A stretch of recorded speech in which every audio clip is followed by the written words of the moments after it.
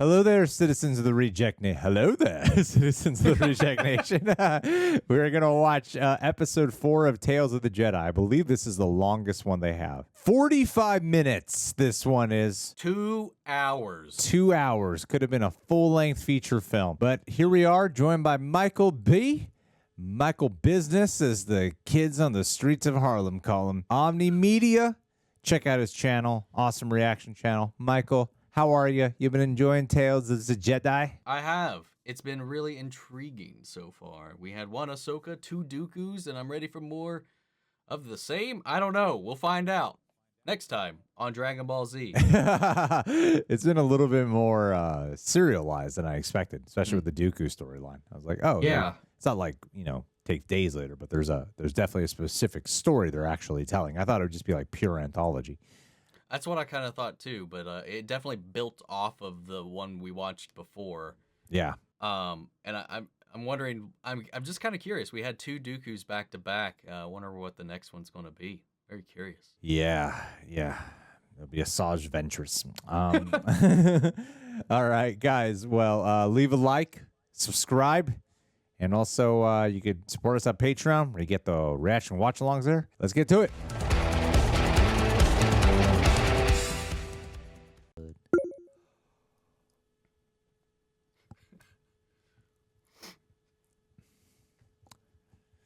It's like poetry, rhymes. They should add that to the intro every time it says Lucasfilm. It's like poetry, it rhymes. Just a sound clip. Little sound bite. It's like poetry, rhymes. Okay, Coruscant again. Coruscant, you greedy sons of bitches, only looking out for yourselves. Dooku with a longer beard. That's how you can This tell is the actually passage of time. This is just the story of Dooku's beard. Yeah, it's his Serpico story. How he grew up. So you can tell how much time has passed.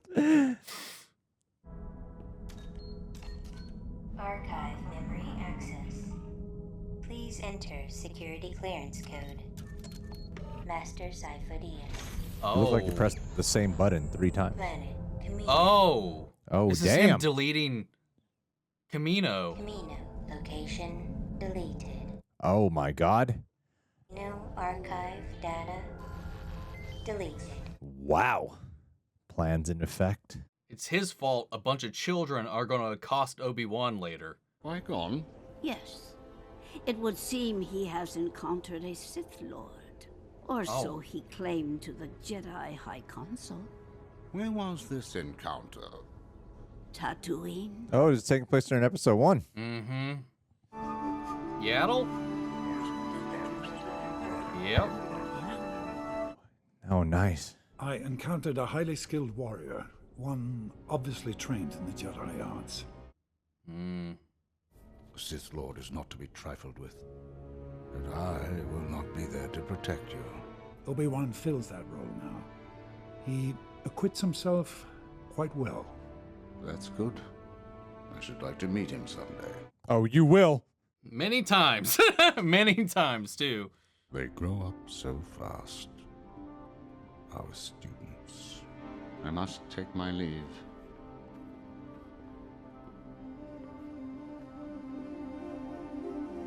She can sense the darkness within him.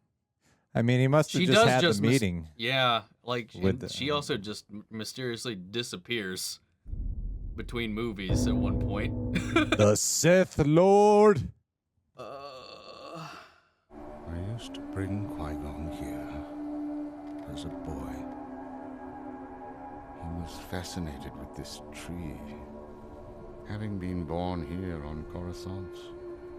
The council is leaving for Naboo. The funeral is to be held there.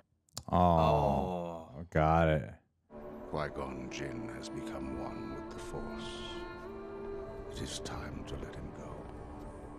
And you can do this? What choice have I? Oh, that is interesting. Feels like one of his final dark pushes was the death of Yeah. Qui-Gon. That's fascinating.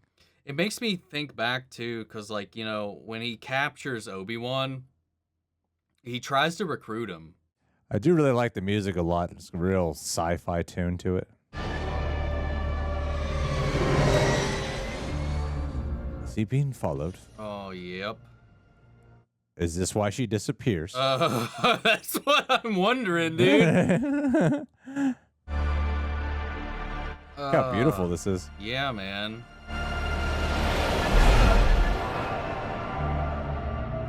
Coruscant on the Twilight. This is the first episode to have like Andor vibes. Yeah. This is where we saw him meet Sidious at the end of Attack. Oh no.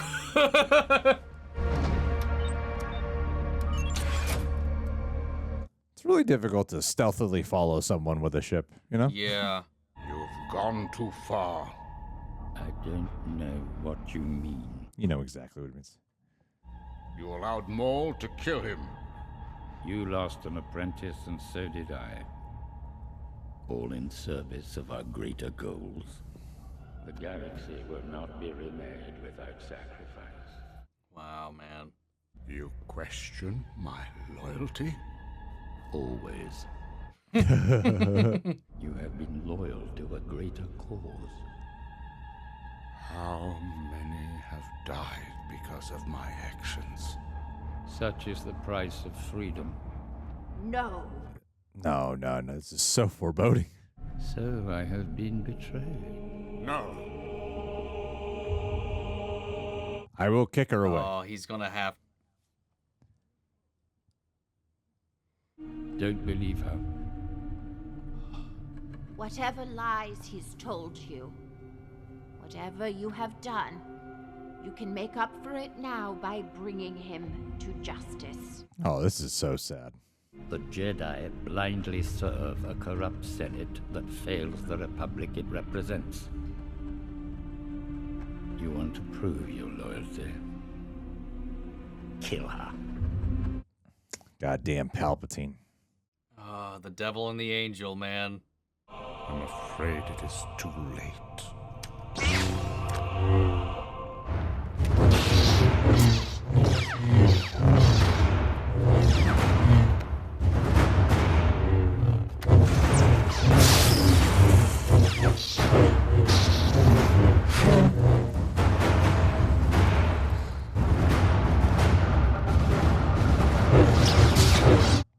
Damn, this is crazy how tragic this is for Dooku. After a point, he can't go back. Or he doesn't believe he can go back. Qui-Gon did not have to die.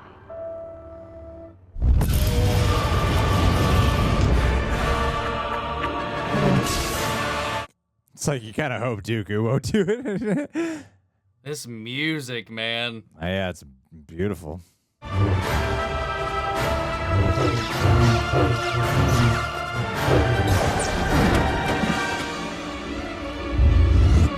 No!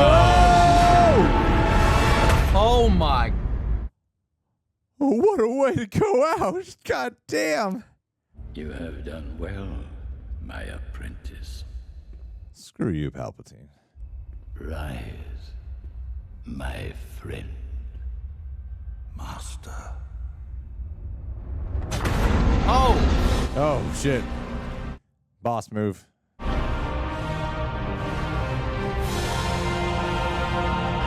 No, he's looking at the light.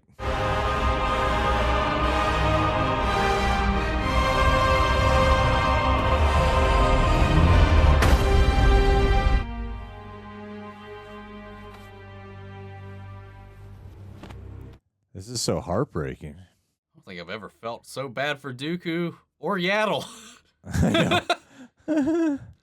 So many have suffered for what you call order. Let me give you peace.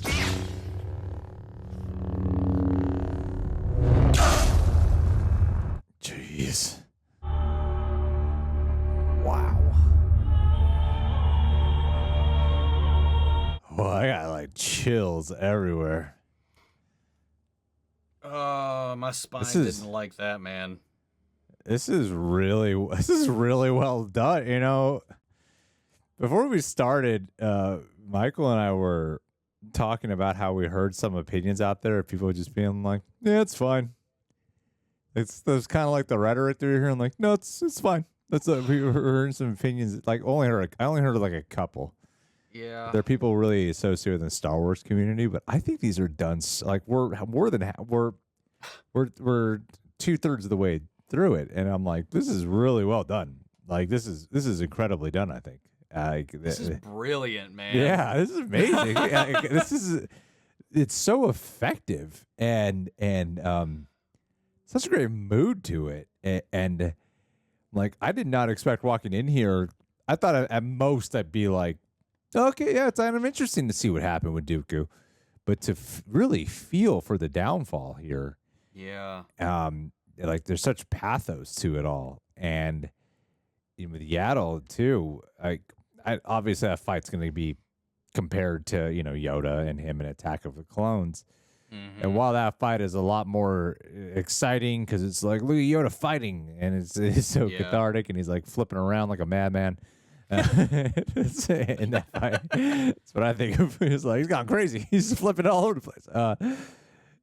This fight had so much emotion to it, though. So in a lot of ways, I prefer it because of the fact that there's such emotional weight, and there's a fight for a man's soul right now, and you just know the inevitable that's not going to pan out how she intends, and it was framed just so perfectly the whole time too.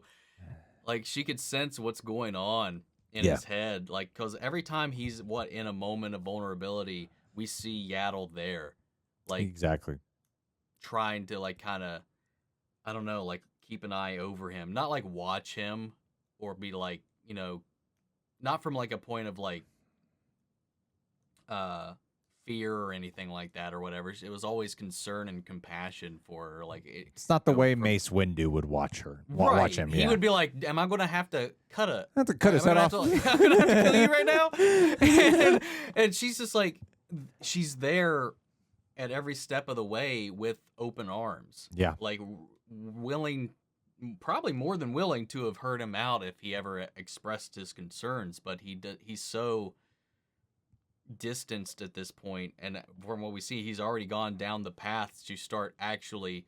It's no longer just feelings. He's committed to actions by this point. Yeah, he's done things despite the inner conflict, despite the fact that he hasn't in his heart he still questions things. But even like Palpatine, and you know what this really did? As much time as we've spent with Palpatine in so like he's been around forever, so we spent so much time with this Palpatine guy. And I'll be honest, this was like the first time I found myself actually mad at him in a scene, if that makes sense. I was like, I can kind of agree. I was in like, just like a short way, because like we just like, and maybe that's part of why like the time we've spent with Dooku up to this point. Yeah, partially. Where I was like, I am so you're pissing me off so much right now, dude. I was like, there's like a couple times like I'm like, we quip for the reaction and stuff every now and then for whatever. There was like a moment there where I like physically stopped myself from being like, shut the fuck up. Yeah. No, it was actually as much like manipulating and whatever that we've seen Palpatine do, in this particular, the immediacy of the emotions of this moment in time, I was like, wow, I'm actually like really mad at Palpatine. and I've never felt that. I've never been like upset at what he's doing. So I thought that was effective. It's very effective. And like this was a really sinister episode, and I like how they're actually all connected, and you do see, like, we don't need to see how him and like it'd be cool to see how we met Palpatine, how he like got acquainted with him and stuff, and how this journey began. I would like to kind of. I'm curious how Palpatine reached out. I don't remember if that got touched on via phone call. Be like, hey man, saw Got your saw you email. on I saw you on LinkedIn. Yeah. You had some interesting things to say. And, well, I think what they're doing more than focusing on like while there's plot points, obviously, they're focusing on the emotional turning points for him the most. That's what the plot points are going to serve, is the emotion. And I think, like, even with the music choices that they have and the way they choose to capture each specific episode, it's imbued in the emotion so much. And I feel like that's what makes it so easy to connect to and so quickly. That, like, I'll be honest, like, Dooku's always been like a cool character to me, but I've never really been one to be like, what's his origin? Like, I want to see what happens. Yeah, I just in preparation for this, honestly, is where I've gotten really intrigued by his character in a way that I have not been. Because like he's cool in the Clone Wars, and they do. But he's just a bad guy. Kinda touch on it. Yeah. Kinda, not really. For the most part, he's he's just a bad guy. Yeah. I get the sense that when he's introduced in Attack of the Clones, that there was a point where I could feel like there was a point where he probably believed in his crusade. But they didn't really dive into it at all, and you just kind of forget about it. Like once he starts fighting Yoda and Anakin, Obi, and all that stuff, like it's just like a momentary. Okay. Well, as much as like characters have downfalls, the tragic downfalls where they turn to the dark side, this is that rare instance where I'm like, I really get why he turned to the dark side. Like it really makes sense to me, because there's a version of this where you're like, I get where you're coming from. It makes. I'll be honest. This might be a hot take. I don't know. It makes way more sense than Anakin turning. Definitely. No, I will back you. I will back you 100%. But like, it's almost a very similar beat. Sure. You know, when Palpatine also there, being his little shit-eating grin self. When Anakin cut off Mace's hand, and he was like, "Oh well, I guess there's no going back." He was like. We kind of had a little bit of a moment there with the grate, when the grate actually fell on Yaddle. I think like a moment when he realized like, oh wait, did this just happen? Even though it didn't yet. I think at that point he was like, okay, well, I guess I got to commit now. Yeah. But it was honestly more effectively done than that same scene in Revenge of the Sith. As much as I love that movie, man, but it's not for the art. That's my favorite of the three, obviously. For many people too, but yeah, I think this is done so well that with people who have just been like, it's fine, it's unnecessary. I'm like, I don't know, man. This is like great. Like this is really. Dude, could you imagine if the prequels was like this? Yeah, this was the story. this is great stuff. I'm really on a very. Like the first episode with Ahsoka, which I do find to be an interesting choice because Ahsoka is obviously I mean, I don't really know how Ahsoka ages, but that has got to be after a lot of this because Anakin is not even in the picture yet, right? Well, he is as Jake Lloyd, but in this episode, but you know, so I'm like, that's an interesting choice, and I like that episode. But yeah, obviously the real like, whoa, this is truly gripping. As a term with the Dooku side. So yeah, I mean, we got to move on to 5 and 6, but I don't know. I have an idea of where this might be going, but we'll talk about it when we get to it. Yeah, because I feel like I think these are well justified. I think its existence is well justified. I'm honestly a little disappointed that there's only 2 more of these left. Yeah, they could have made a real series out of the Dooku storyline. It's been so compelling. It's been very compelling. But I also like the chunks and the time jumps and stuff. They actually, and it helps if you're a little acquainted. But yeah, this adds so much more layers to Dooku. Make for an interesting experience when going back through Clone Wars and whenever you see Dooku, you know, because he. Anyway, yeah, let's move on to episode 5. Hell yeah. But guys, what'd you think? Leave a like, subscribe, click that bell, follow Michael on his YouTube page. And hey, we'll talk soon. Talk soon. Talk to you. So how do you mother for me?